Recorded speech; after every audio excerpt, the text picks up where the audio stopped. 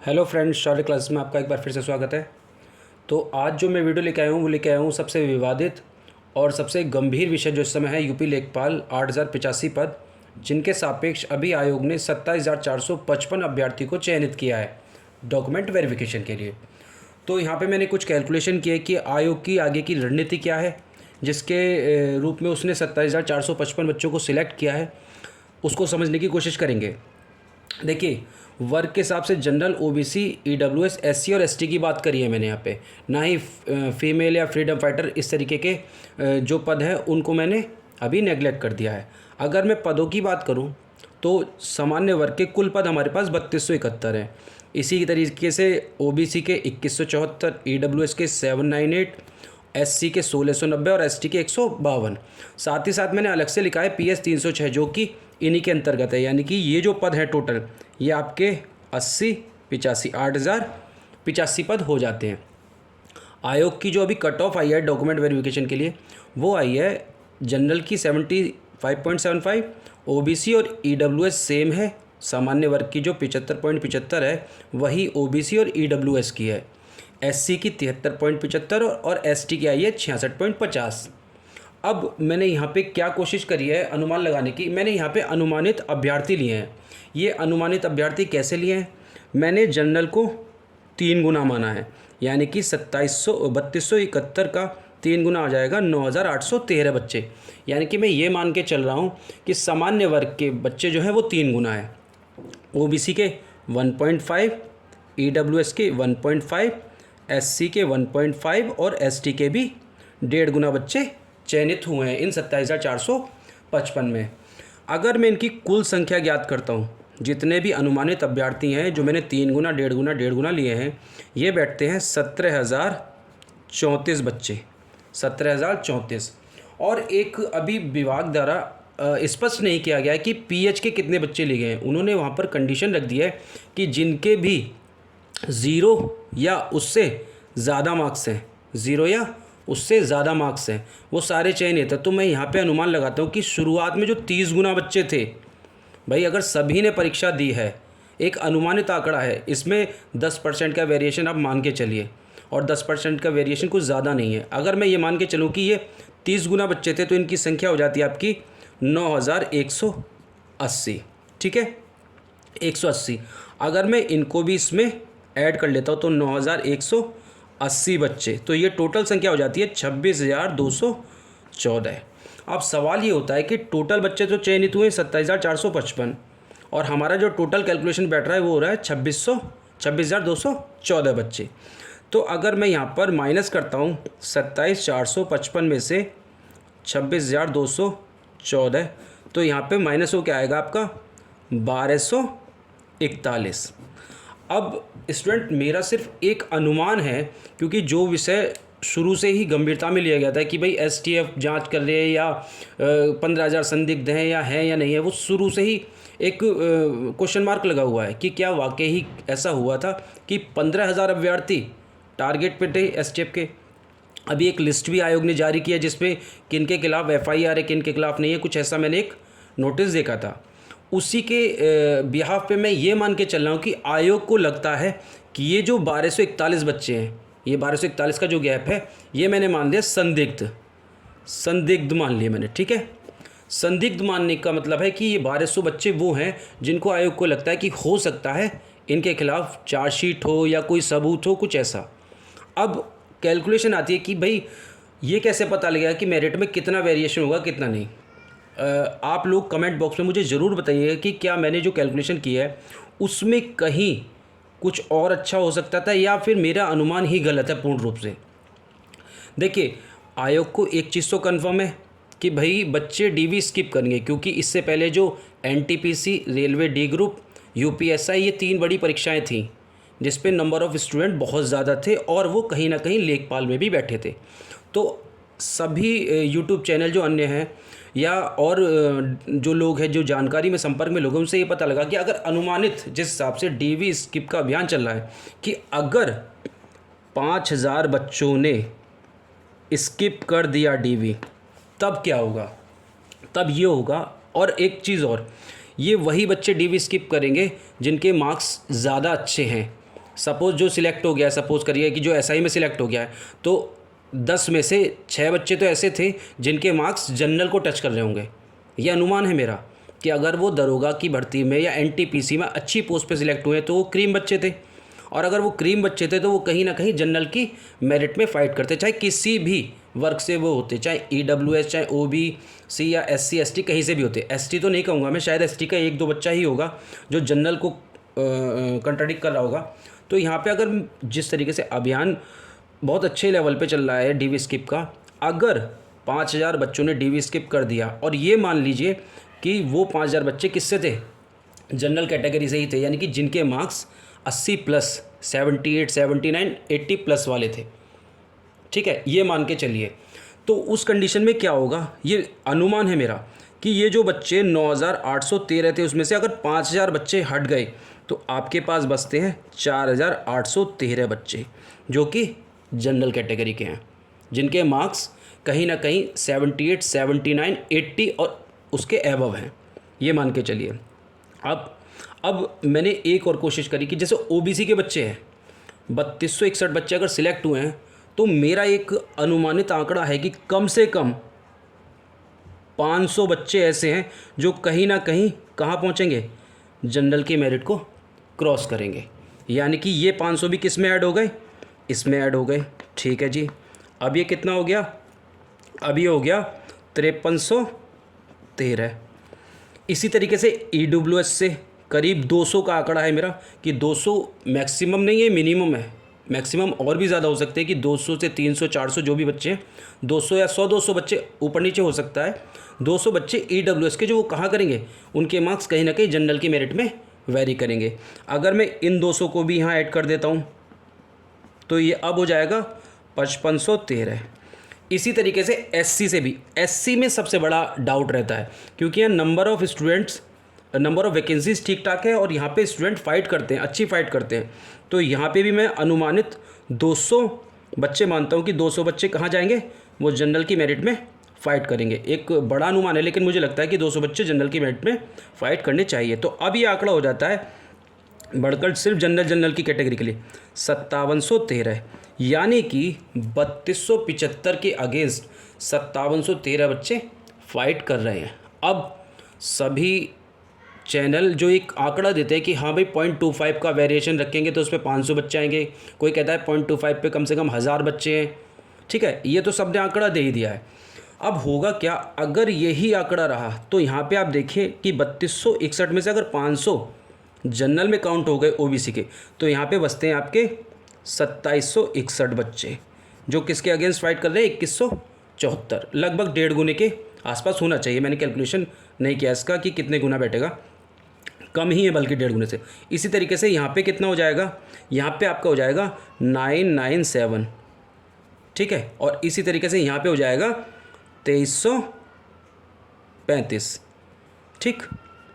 ये आपका एसटी में, मैंने एसटी का कोई बच्चा जनरल में पहुंचेगा मैंने ऐसा अनुमान नहीं लगाया है क्योंकि मुझे लगता नहीं कि शायद होगा, नो डाउट होगा, मैं मानता हूँ, लेकिन मैंने एक वैसे ही नंबर ऑफ़ स्टूडेंट अगर 1.5 गुना लगाए जाएँ तो 228 हैं, तो वो सारे चयनित एसटी में होंगे। फिर भी मैं मान के चलता हूँ कि 10 बच्चे मान लीजिए, तो उसको मैंने हटा दिया है कि भाई 10 बच्चे जनरल में फ़ाइट कर रहे हैं या नहीं कर रहे हैं। अब इससे फ़र्क क्या पड़ेगा, फ़र्क क्या पड़ेगा वो देखिए आप। टोटल जनरल के कितने, 5713। अगर मैं जनरल की बात करूं 5713 बच्चे हैं, वैकेंसी कितनी है 3271, तो कितने बच्चे फालतू हैं, बच्चे हैं 2442 बच्चे फालतू हैं। तो जो सब लोग अनुमान लगा रहे हैं कि भाई 0.25 पे या 1 मार्क्स पे 1000 बच्चे हैं, उस हिसाब से मेरिट जो आपकी है वो 2 से 2.25 यानी कि 2 से 2.25 तक बढ़नी चाहिए। और अनुमान क्या हो जाएगा कि 75.75 से अगर मेरिट इंक्रीज़ होती है, कितनी 2 होती है तो 77.75 और मैक्स टू मैक्स 78 किसकी, जनरल की जानी चाहिए। ये मेरा गणित है कि इस तरीके से संभव है। यहाँ पर मैंने संदिग्धों को भी रखा है। 5000 का डीवी स्किप मस्ट है, कम से कम 5000 का अगर डीवी स्किप हो जाता है तो आपकी मेरिट इससे ज़्यादा किसी भी कंडीशन में नहीं जाएगी। अब कुछ लोग कह रहे होंगे कि यह फालतू की कैलकुलेशन कर दी, कुछ लॉजिक है या नहीं है। भाई लॉजिक सिर्फ इतना है कि जो नंबर ऑफ़ स्टूडेंट ने अप्लाई किया था और जो चयनित हुए हैं उनमें ये देखना है कि कितने क्रीम थे। अब कुछ कहेंगे कि 9180 पीएच में हो नहीं सकते, मैंने कहा ना अनुमानित है। अगर आप शुरू में देखेंगे कैलकुलेशन कि 30 गुना बच्चे लिए गए थे, और इतना तो सबको पता होगा कि अगर कोई बच्चा पीईटी में अप्लाई किया और वो कहीं ना कहीं लेखपाल के लिए चयनित हुआ, तो वो 1 मार्क्स तो ले ही आएगा भाई किसी भी कंडीशन में। अगर वो सारे गोले सी भी भर दे या बी भी भर दे तो भी वो चयनित हो जाएगा। 1 मार्क्स तो लाना संभव है। तो इस हिसाब से मैं ये मान के चलता हूँ कि 9180 बच्चे कहीं ना कहीं अनुमानित 150 200, मतलब 200 का तो वेरिएशन नहीं होना चाहिए, 100 का वेरिएशन होना चाहिए कि 100-150 बच्चे ऊपर नीचे हो सकते हैं। अब ये सारी कैलकुलेशन 1241 मैंने संदिग्ध भी रखी है, क्योंकि कुछ कहीं ना कहीं आयोग के पास कुछ लोगों की लिस्ट है जहाँ पे सेंटर्स पे उनको बाकायदा कंप्लेंट मिली है कि हाँ भाई ऐसे कुछ छात्र थे, तो उनको भी इन्होंने क्या किया है, इसमें क्या नाम है, डीवी में डॉक्यूमेंट वेरिफिकेशन में बुला लिया है, ताकि जो संदिग्ध वाली कंडीशन है वो भाई संदिग्ध है तो खुद ही डर के मारे नहीं जाएंगे। जो 15,000 का आंकड़ा था वो मैं बिल्कुल नकारता हूँ कि 15,000 तो स्ट्रेंथ नहीं हो सकती, क्योंकि इतनी बड़ी भर्ती में 15,000 अगर सारे फेक बैठ जाएंगे तो विभाग को भी पता है कि ऐसा संभव नहीं है। अब इसी तरीके से ये था जनरल कैटेगरी का कि जनरल कैटेगरी में इतना वेरिएशन रहेगा। अब मैं ओबीसी की बात करूं तो मेरे पास कितने नंबर ऑफ़ स्टूडेंट हैं, 2761 स्टूडेंट हैं जो किसके अगेंस्ट फाइट कर रहे हैं, 2174 वैकेंसीज़ के अगेंस्ट फाइट कर रहे हैं। तो यहाँ पे कितने बच्चे फालतू हैं, 587। वही कंडीशन आती है कि 587 बच्चे। अब ये 587 बच्चे ना ये दरअसल पॉइंटों में ही होंगे, ये चीज़ मानिए। ऐसा नहीं है कि इनके वेरिएशन ज़्यादा होंगे कि 2 नंबर का फ़र्क नहीं, ये कहीं ना कहीं जनरल की मेरिट को टच करेंगे, उससे बिल्कुल जस्ट नीचे होंगे। तो यहाँ पर अगर मैं 1 से 1.25 का ले लेता हूँ वेरिएशन, तो ये कहीं ना कहीं 75.75 और यहाँ से डिवाइड हो जाती है 76.75 और 77 ओबीसी। होता क्या है ना, जिनके मार्क्स कम होते हैं वो तो उम्मीद लगा लेंगे, और जिनके मार्क्स ज़्यादा होंगे वो कहेंगे कि नहीं नहीं इतना कम भी नहीं जाएगा। भाई 81 वाला निश्चित होगा, 81 वाला सिर्फ और सिर्फ ये देख रहा होगा कि मेरिट कहाँ तक जा सकती है, वो निश्चिंत होगा बिल्कुल कि हाँ भाई मेरा सिलेक्शन है, चाहे वो किसी भी कैटेगरी में हो, चाहे जनरल हो, ओबीसी हो, ईडब्ल्यूएस हो, एससी एसटी, किसी भी कैटेगरी में हो ना, उसको बिल्कुल निश्चिंत होगा। उसको तो बस ये लग रहा होगा कि यार कितनी मेरिट जा सकती है, कितनी जा सकती है। और जो बिल्कुल बॉर्डर पर होगा वो उम्मीद ये लगा रहा होगा कि यार 0.25 बढ़ जाए तो भी मेरा नंबर आ जाएगा, या मतलब कम से कम वेरिएशन हो।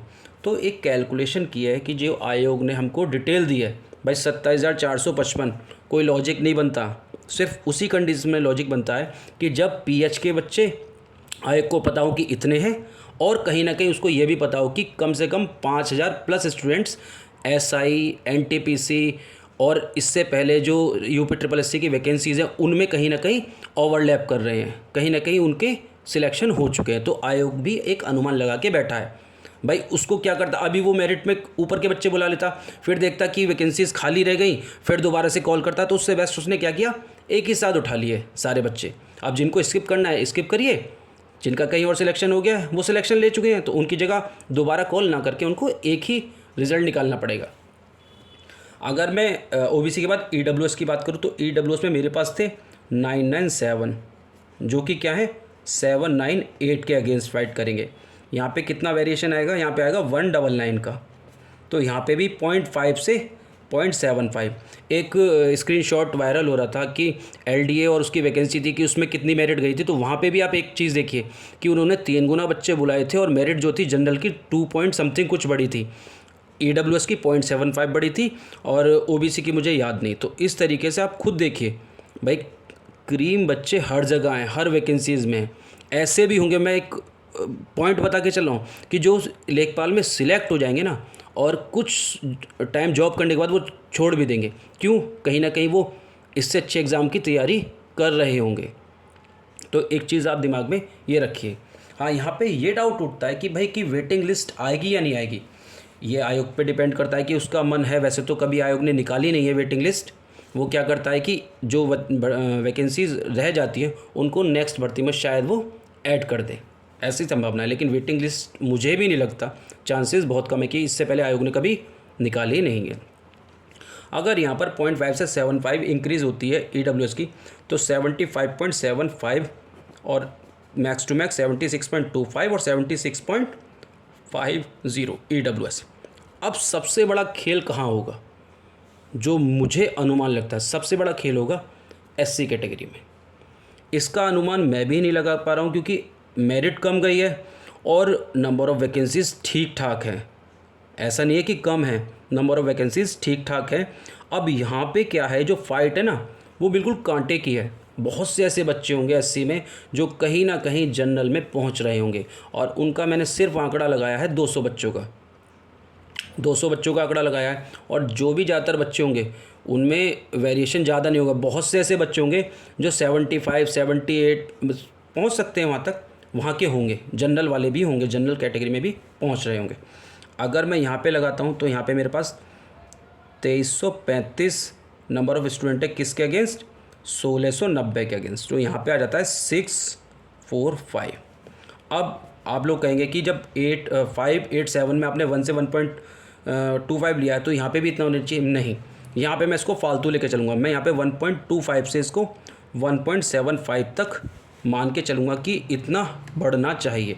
इसके बढ़ने से क्या होगा कि 73.75 है, अनुमान है, हो सकता है इससे कम ही हो, तो ये कितना हो जाएगा, यहाँ पे हो जाएगा ये 75 और यहाँ पे हो जाएगा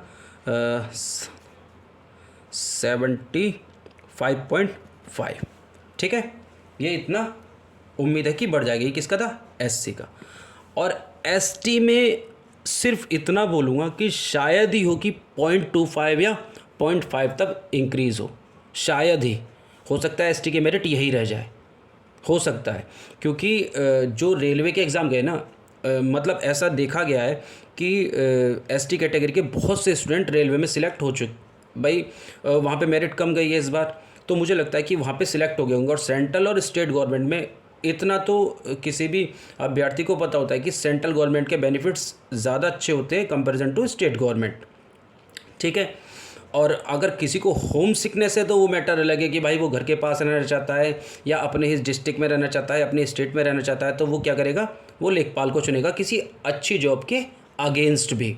उसको नहीं लगता कि मैं भाई बम्बई जाके या मैं सिकंदराबाद जाके या मैं बेंगलोर जाके रेलवे की नौकरी करूँगा, उससे बेस्ट है कि मैं अपने स्टेट में ही या अपने नियर अबाउट जो भी होम डिस्ट्रिक्ट होगा वहाँ पे मैं उससे कम ग्रेड पे की नौकरी कर लूँ। तो ऐसे ही कंडीशन में अभ्यर्थी होंगे जो स्किप डिवी नहीं करेंगे। तो ये मेरी एक कैलकुलेशन थी। अगर आपको लगता है कि इसमें कुछ बदलाव किया जा सकता है या कुछ गलत इन्फॉर्मेशन मेरे द्वारा प्रिडिक्ट की गई है, अनुमान लगाया कि नहीं ऐसा संभव नहीं है, तो मुझे एक बार कमेंट बॉक्स में मैसेज ज़रूर करें ताकि मैं आगे भी कोशिश कर सकूं कि कहाँ तक ये जो विभाग ने आंकड़ा दिया है ना 27,455 का, ये कहाँ तक संभव है। क्या वाकई इतने स्टूडेंट इस लाइन से ऊपर हैं या उसने एक ट्रैप बिछाया, जाल बिछाया है, किन के लिए, संदिग्धों के लिए। भाई संदिग्ध बहुत बड़ा एक क्वेश्चन मार्क लगाए हुए हैं। पहले 15,000 STF कोर्ट बहुत सारी चीज़ें निकल के आई थी, तो उसके रिगार्डिंग मैंने एक ये आपको अनुमानित आंकड़े बताए हैं जो स्वयं मेरे द्वारा कैलकुलेट किए गए हैं। तो अगर आपको वीडियो अच्छा लगा हो तो एक बार चैनल को लाइक और सब्सक्राइब ज़रूर कर दें। मैं और एक चीज़ और कि मैं बहुत दिनों से वीडियो नहीं बना रहा था, कुछ व्यक्तिगत कारण थे और कुछ एग्ज़ाम वगैरह भी थे मेरे या कुछ और रीज़न हो सकता है, तो कोई नहीं, अब मैं कंटिन्यू रहूँगा इस चीज़ में। और बहुत जल्द आपको जो ये वन दरोगा का वैकेंसी अभी जो एग्ज़ाम हुआ है उस पर कितनी मेरिट जा सकती है उसका अनुमान बताऊँगा। और अगर वीडियो आपको अच्छा लगा हो तो उसको लाइक और चैनल को सब्सक्राइब जरूर कीजिए। आज के लिए इतना ही, धन्यवाद।